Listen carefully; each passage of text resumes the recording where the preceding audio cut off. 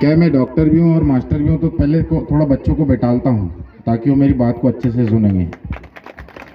पहले डॉक्टर हूँ, एमबीबीएस किया हूँ और इलाज भी करता हूँ, और दूसरे हाथ में पढ़ाने की कला भी है और उसके माध्यम से बच्चों को शिक्षा देता हूँ। तो इधर जितनी मातृशक्ति बैठे हैं, थोड़ा बैठ जाओ बेटा सभी लोग, क्योंकि मैं मातृशक्तियों के लिए ज़्यादा वरदान हूँ। तो सबसे पहले मैं अपनी जो कोटमी धरती है इसको सेवा जोहार नमन करता हूँ। और यह ऐतिहासिक आदिवासी युवा महापंचायत का आयोजन जो समिति है उसको बहुत बहुत धन्यवाद देता हूँ और उनको भी सेवा जोहार करता हूँ। और हमारे देश के जो क्रांतिकारी धरती की आभा बिरसा मुंडा जी के जन्म दिवस पर उनके चरणों में नमन करता हूं और आप सभी को सेवा जोहार करता हूं। और साथ में ही प्रकृति शक्ति पड़ापेन के चरणों में भी नमन करता हूं एवं हमारे देश की जो क्रांतिकारी रानी दुर्गावती उनके चरणों में भी सेवा जोहार करता हूं एवं हमारे महाराष्ट्र के हमारे परम मित्र प्रेरणा स्रोत सम्माननीय महाराष्ट्र जन क्रांति सेना के माननीय श्री मन्ना सिंह दारसिम्हा जी को भी सेवा जोहार करता हूं एवं हमारे मध्य प्रदेश के छिंदवाड़ा जिले के हमारे परम मित्र जो हमेशा समाज के लिए संघर्ष कर रहे हैं सुख दुख में, ऐसे हमारे परम मित्र सम्माननीय श्री जयस जिला अध्यक्ष छिंदवाड़ा माननीय श्री महेंद्र प्रतिनिधि जी, उनको भी सेवा जोहार करता हूं एवं माननीय श्री संजू साकोम जी को भी सेवा जोहार करता हूं एवं समस्त इस मंच पर जितने भी जो लोग हैं हमारे परम सम्मानी उनको चरणों में भी सेवा जोहार करता हूं। और नीचे जो बैठे हैं सभी मातृशक्तियां पितृशक्तियां हैं, वोड़ा चरणों से भी सेवा जोहार क्या तो नहीं पड़ा प्रेम था नाकुन गोंडी भी उनकी वायता फर्राटेदार उनकी तो नहीं, पर बाकी तो समझाल मानाले बोन गोंडी समझ में आयता।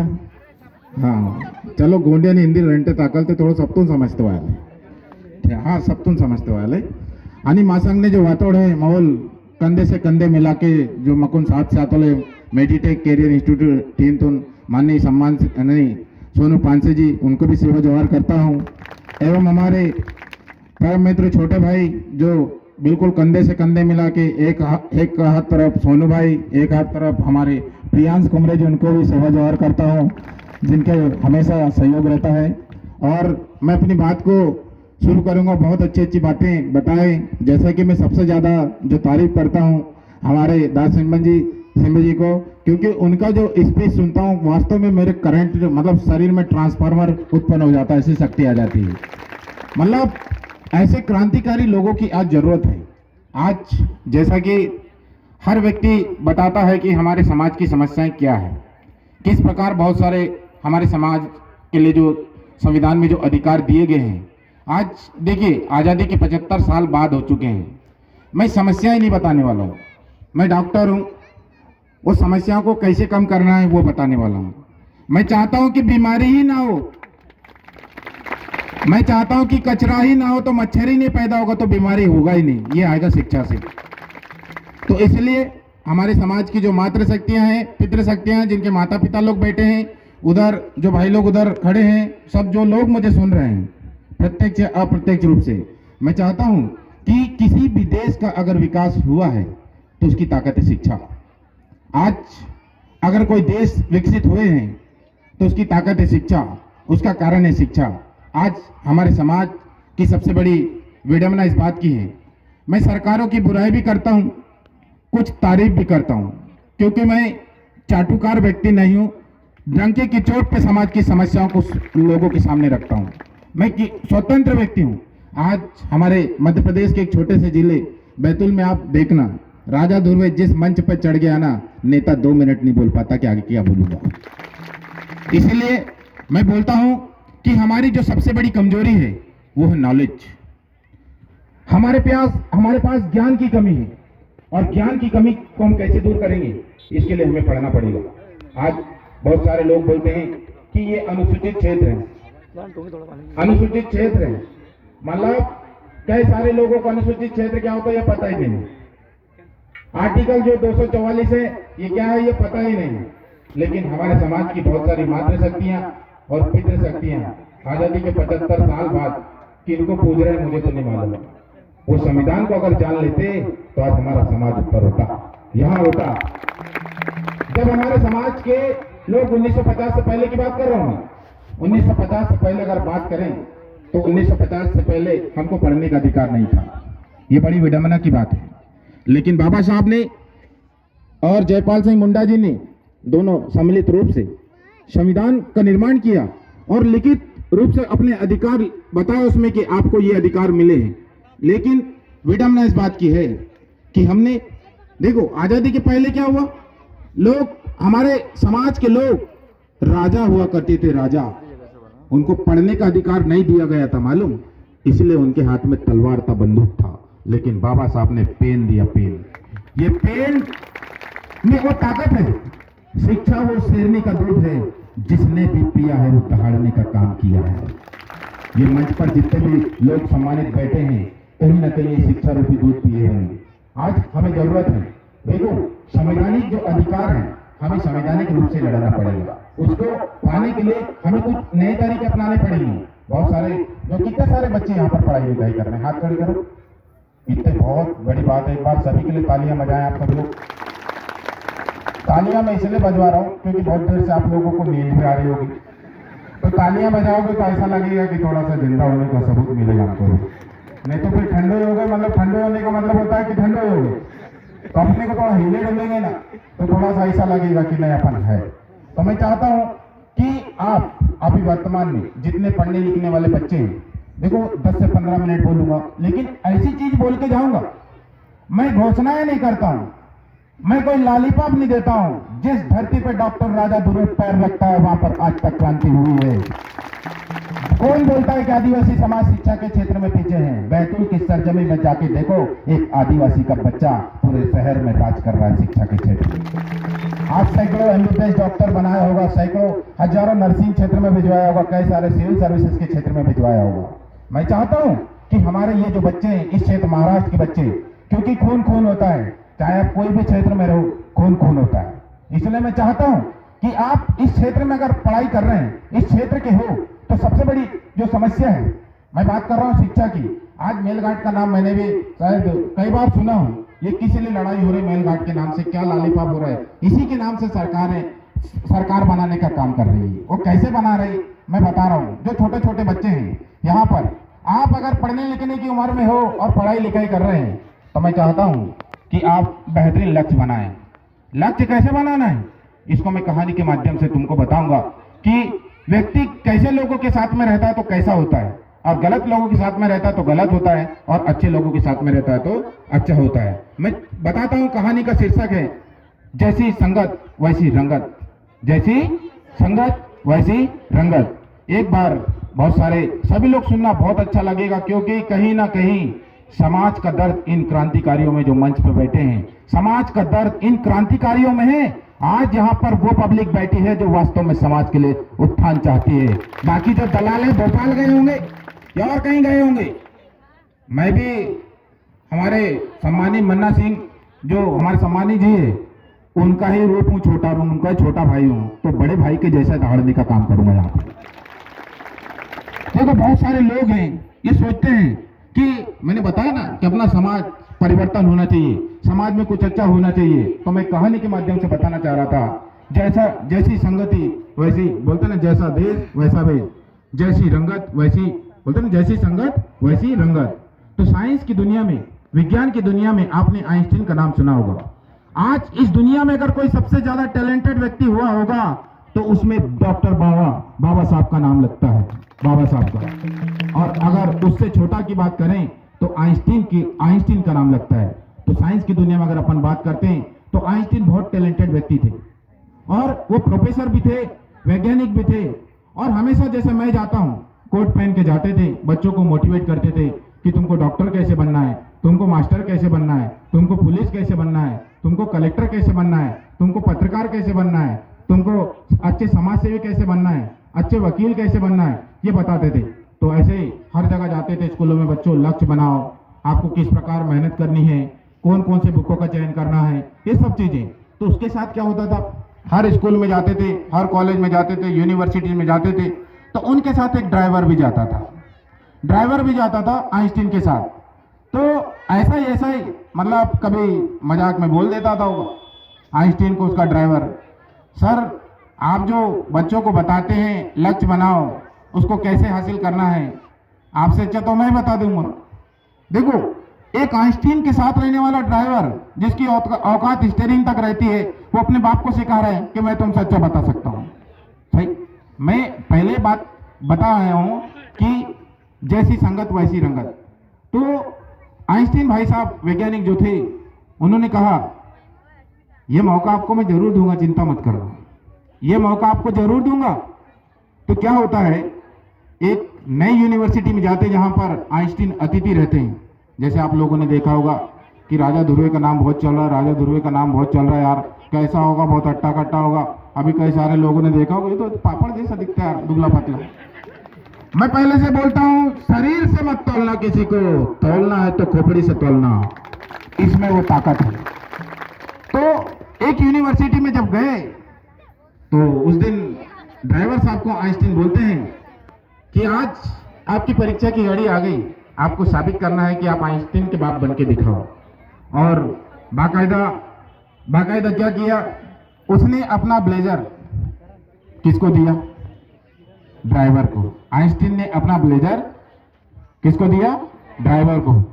और जिस प्रकार से जो उमंग थी उसके चेहरे में, जो कॉन्फिडेंस था, जो आत्मविश्वास था, उसके साथ जब ब्लेजर पहन के गया तो पहले बहुत स्वागत सत्कार हुआ उसका, बहुत शानदार तरीके से। उनको थोड़ी ना मालूम कि आइंस्टीन कौन है, लेकिन वहां तो वही आइंस्टीन बन के गया था। तो क्या है, जब गया यूनिवर्सिटी में, बड़े बड़े जो IIT करने वाले लोग हैं या NIT करने वाले लोग, इंजीनियर वाले, वहां पे उसने बढ़िया मोटिवेट किया, पूरे लोगों को एक तरफा उसने वो बताया, पूरी हर चीज, सफलता कैसे मिलना है तुमको, कौन कौन सी बुक का चयन करना है, किस प्रकार तुमको पढ़ना है, क्या क्या चीज को त्यागना है, कितने घंटे पढ़ाई करना है, ये सब चीजें उसने बताया। फिर लास्ट में उसने ये बोला कि इस टॉपिक में किसी को डाउट है, किसी को कोई समस्या है, तो आपने भी देखा होगा क्लास में कोई ना कोई एक आध काड़ी करने वाला स्टूडेंट रहता है, सर एक चीज समझ में नहीं आया, खड़ा हो गया। अब ड्राइवर ने क्या किया, ड्राइवर को इतना पता था कि आइंस्टीन क्या क्या बताता है, उसको ये थोड़ी ना मालूम है कि E बराबर से MC स्क्वायर क्या होता है। सही, तो एक बढ़िया क्वेश्चन के सर मुझे इसमें डाउट है, कृपया इसका समाधान कीजिए। तो अब वहां पे कॉन्फिडेंस से जवाब भी देना है उसको, बाकायदा उसने हंसते हंसते जवाब दिया, अरे यार इतना सा क्वेश्चन नहीं बन रहा तुमसे, ये क्वेश्चन तो मेरा ड्राइवर बता देगा, ये क्वेश्चन तो मेरा ड्राइवर बता देगा। तो लोगों को विश्वास नहीं है। अब वो IIT करने वाले बच्चे, उन्होंने बोला यार देखो समझ देखा अपने को, सही में उसने ड्राइवर को बुलाया। ड्राइवर कौन था उस समय, आइंस्टीन। जब आइंस्टीन को बुलाया, हर क्वेश्चन का जवाब उसने दिया, जो भी पूछे बच्चे लोगों ने, बोले तो नकली जो आइंस्टीन, उसके सामने असली जो ड्राइवर था, उसने एक एक क्वेश्चन का जवाब दिया। तो वहां की यूनिवर्सिटी में जो पढ़ने वाले IIT, जो बीटेक करने वाले स्टूडेंट दंग हो गए, जब ड्राइवर इतना बड़ा वाला है तो ये कितना बड़ा वाला है। तो मेरा कहने का मतलब ये होता है दोस्तों, मेरा कहने का मतलब ये है, हमारा परिवेश, हमारा समाज, ये तब सुधरेगा जब हम अच्छे लोगों के साथ में रहेंगे, अच्छे लोगों के विचारों को सुनेंगे, अच्छे विचार के साथ हमें आगे बढ़ने की आवश्यकता है। आज मंच में बहुत सारे लोगों को मैंने देखा हूं, मैं भी लगभग 32-33 साल का उम्र का बंदा हूं।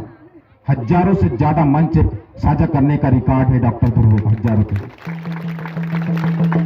मैं प्रयास करता हूं कि हम कैसे लोगों को सुधारें, तो उसके एक ही जड़ है। मैंने बहुत सारे लोगों को देखा कि 5वीं अनुसूचित क्षेत्र में लोग बोलते हैं कि कलेक्टर भी अपना होना चाहिए, डॉक्टर भी अपना होना चाहिए, सरपंच भी अपना होना चाहिए, IPS भी अपना होना चाहिए, सब अपना होना चाहिए।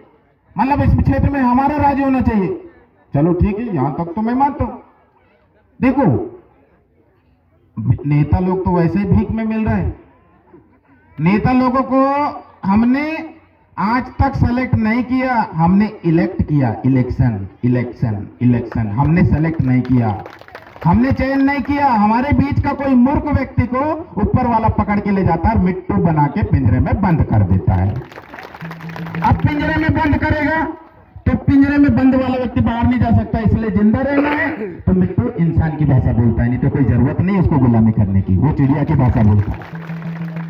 तो मैं चाहता हूं कि शिक्षा बोलते ना, वास्तव में अगर अपन अर्जित कर रहे हैं तो जो 5वीं अनुसूची में हम रह रहे हैं, तो नेता तो भीख में मिल जाएगा, लेकिन कलेक्टर डॉक्टर बनने के लिए घिसना पड़ेगा दिमाग को, तब जाकर आपको उस जगह पर मौका मिलेगा पढ़ने के लिए। आज हमारे समाज के बच्चों को अच्छे मतलब कोई भी सरकार अच्छी फैसिलिटी दे रही है, बहुत अच्छी फैसिलिटी दे रही है, लेकिन मैंने देखा जब खाने के लिए फ्री दे रहा है, रहने के लिए हॉस्टल फ्री दे रहा है, लेकिन क्या कारण है कि हमारे समाज के बच्चों को नेट लगता है पेन उठाने में, और वो लोग कैंची फाड़ा उठाने के लिए ऊपर काम करने के लिए जाते हैं।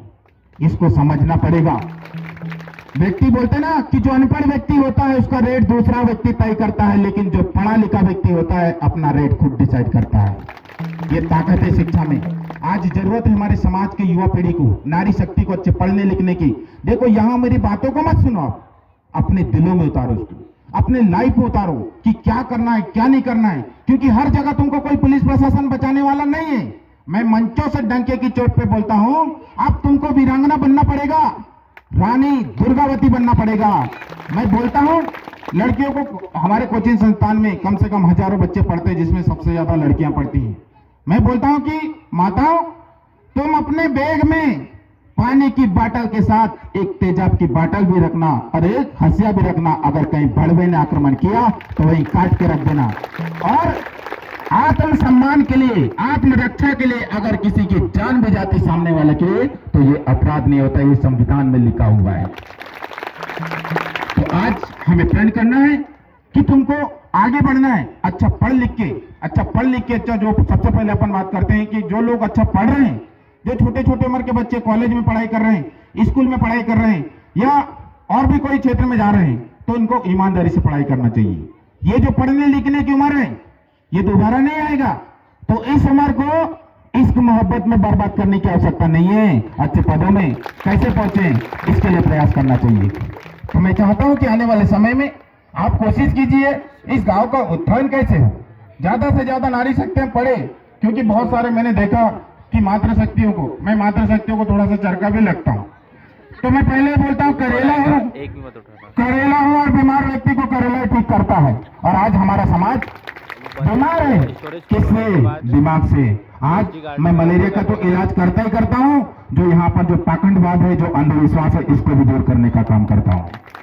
और ये आएगा शिक्षा से। मेरी मातृशक्तियों, मेरे पितृशक्तियों, आज जरूरत है हमारे समाज के जो बच्चे उनको पढ़ाने की। मैं बोलता हूं कि देखो, आज 500 रुपए का अद्दा दारू मत पीना, वो 500 रुपया अगर महीने में भी अगर बचा के रखोगे तो आने वाले समय में ये बच्चों का भविष्य बन सकता है। इसका इनका पढ़ने लिखने में आने वाले समय में इनकी शादी ब्याह भी करनी पड़ेगी, और 500 रुपए की कीमत बहुत बड़ी होती है।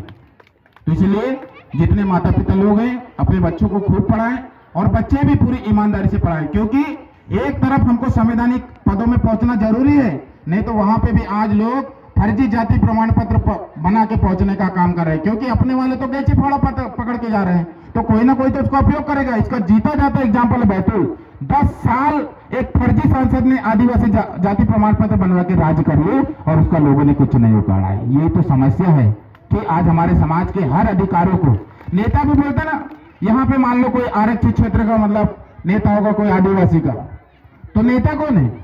अपने वाला मिट्टू है, और चमचे लोग नेतागिरी कर रहे हैं। चमचे लोगों के पास पूरे डंपर है, ट्रक है, लेकिन हमारे समाज के नेता के पास एक मोटरसाइकिल भी नहीं है। उनकी औकात इतनी है। भाई देखो, सच्चाई बोलने के लिए दम चाहिए। और हम जिसका जन्मदिन मना रहे हैं, उसने 25 साल की उम्र में देश को आजाद कराने में अपनी जान गंवा दिया, और आज का क्या कर रहा है युवा? 25 साल की उम्र में लोग इश्क मोहब्बत करके रिटायरमेंट ले रहे हैं, और ये बंदे ने देश के लिए लड़ाई किया। लेकिन विडम्बना की बात है कि हमारे अभी कुछ दिन पहले मैं हमारे मध्य प्रदेश के कई नेता लोगों को सुन रहा था कि आदिवासी समाज के लोगों को उन्होंने स्वतंत्र किया। उस नेता को इतिहास नहीं पता, उस नेता को इतिहास नहीं पता, और चलो उसको तो नहीं पता, लेकिन विडम्बना इस बात की है कि हमारे समाज के दलाल वहीं बैठे थे उस मंच में, तो एक आध व्यक्ति को तो खड़े होकर बोलना था कि ये इसने देश के लिए लड़ाई किया था, एक समाज के लिए लड़ाई नहीं किया था। जब तक ये गुलामी रहेगी अपना समाज कभी आगे नहीं बढ़ सकता। इसलिए मैं बैतूल में भी बोलता हूं, यहां पे भी बोलता हूं, जहां जहां डॉक्टर दुर्वे की जरूरत पड़ेगी आने वाले समय में इस क्षेत्र में आऊंगा, और लोगों को डंके की चोट पे बोलता हूं, जो अच्छे योग्य व्यक्ति है, अच्छे पढ़े लिखे व्यक्ति हो, अब तो वैसे भी रोजगार खत्म हो रहा है, लेकिन आप अपने हक अधिकारों को कैसे लोगों में बता रहा हूं, जो पढ़े लिखे लोग हैं, अच्छी सोच रखते हैं, उनको मैं चौपाल से लेके नागपुर तक पहुंचाने का काम करूंगा, चौपाल से लेकर भोपाल तक पहुंचाने का काम करूंगा, सरपंच से लेकर सांसद बनने तक का उनको मदद करूंगा। आज जरूरत है लोगों को राजनीति के क्षेत्र में आने की, क्योंकि राजनीति में अच्छा पढ़ा लिखा व्यक्ति अगर आ गया ना तो सरकारी नौकरी तो कुछ कदम हो रहा है, कुछ है भी, तो जो पढ़े लिखे लोग अगर राजनीति के क्षेत्र में आएंगे तो अपने जो वो नेता लोग हैं ना उनकी छाती पे चढ़ के इस गांव का विकास करेंगे। ये दम होता है पढ़े लिखे नेता। इसलिए सभी माताएं, और दूसरी बात, आप अपने हक अधिकारों को बिल्कुल जाने, और यहाँ पर जितने लोग यहाँ पर आए आप लोगों को अच्छी अच्छी बातें बताएं, ये सुनने मात्र तक नहीं है, क्योंकि मावा समाज भाई को है इतना बात बिल्कुल लेट लागी था केंजना कर सही मांदे हाँ दूसरों भाग येणार होता गांजा किट है, लेकिन भाई अपन तो समाज जब बात आता है तब बिल्कुल ले भाई गुड़ा वो भावड़ जर्रा बेल के इगटल कणगोड़ है, भैया लोग जर्रा भी नहीं ले मात्र सकते हैं, डट रहो राजा धुर्वे वन की लातों बहुत डांटने लगे तो आधी भाइयां तो निकल गई। अरे तो भैया राजा धुर्वे तुमको अपने हक अधिकार बता रहे, शेरनी कैसे बना जाते बोलते ना। मैं हमेशा लड़कियों को बोलता हूँ, लड़कियों को मजबूत क्यों होना है, लड़कियों को मजबूत क्यों होना है। अगर कोई भाई किसी दूसरे से लड़ेगा ना तो 10 लोग आके उसको मारने का काम करेंगे, लेकिन अगर लड़की यहाँ शेरनी बन गई ना तो 1000 गीदड़ भी आएंगे ना तो एक लड़की का कुछ नहीं उखाड़ सकते। ये ताकत है, तो ये ताकत है शिक्षा में। आज सभी यहाँ पर मंच पर बैठे हुए और मंच के नीचे बैठे हैं, उन सबको मैं एक निवेदन भी करना चाहता हूँ